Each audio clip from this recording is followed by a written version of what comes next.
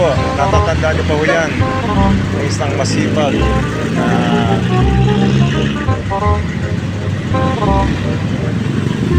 masipag na traffic enforcer po yan sa dito sa San Francisco po.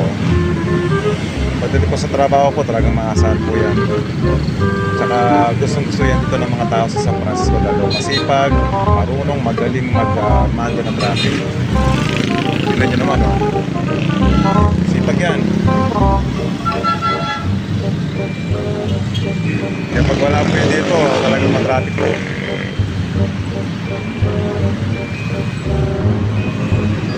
Are!